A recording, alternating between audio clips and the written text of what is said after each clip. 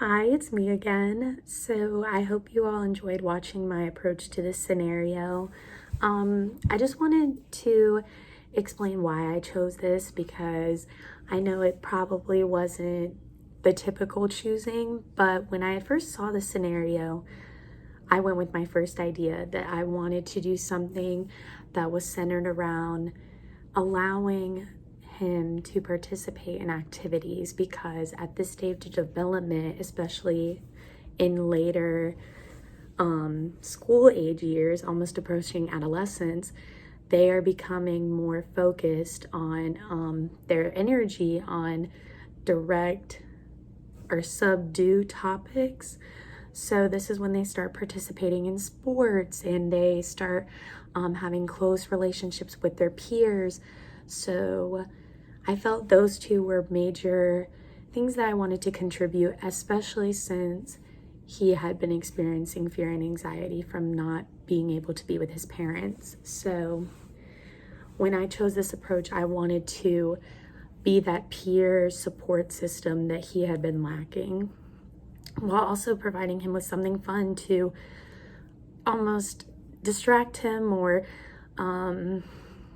kind of not focus on the fact that he had a broken leg and a broken arm. So I found these activities that were easy for me to perform myself and easy for him to perform with only two functional extremities. So I thought that they also were activities that could have been easily performed in the hospital. The first one I did, where it was the cookie, or the face of cookie, I believe, and you could easily get cookies, or it doesn't even have to be a cookie. It could be a graham cracker or just any snack that can sit on the forehead and then work your way to your mouth. I know that this wouldn't ideally be used right now with COVID going on, since we have to wear masks all the time, but when I perform this scenario, I'm optimistic that one day we will not be in COVID precautions. But anyways, I thought that that would just be a good way to interact, maybe get some food in him if he was refusing to eat, just have some fun.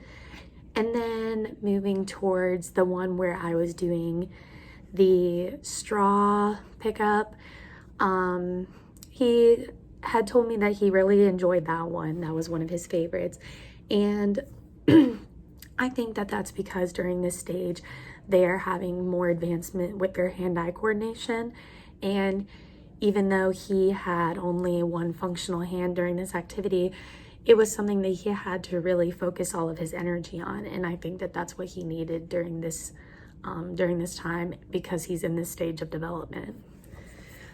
I also, when I was performing these activities, I was able to just connect with him and in ways that I didn't even understand until I rewatched the videos after I had already done them, where I was asking him what color straw he wanted or what color balloon he wanted during the little balloon tennis thing that we did. All of these activities I felt that would have just been really helpful in this scenario, and they could easily be reciprocated in a hospital, especially for, you could get plates in the cafeteria. For the sticks, I use tongue depressors. Those are everywhere.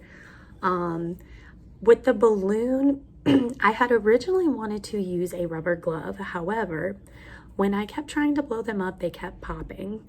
So maybe if this was actually done in a hospital, they would have more gloves, but I only had a couple in my house.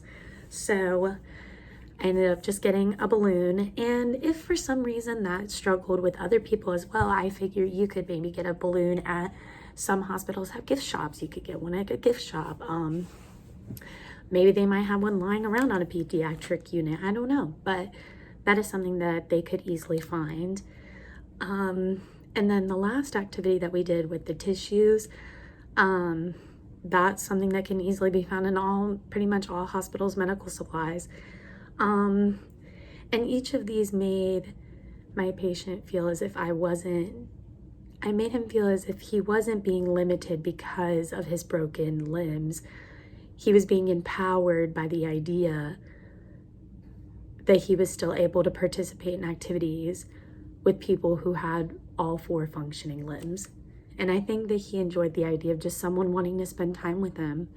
So I really enjoyed this approach. I felt like it was very successful. I know that my patient was necessarily not an accurate patient, since she was actually a female portraying a 10-year-old boy. However, I think she did a very good job as acting as if she was one.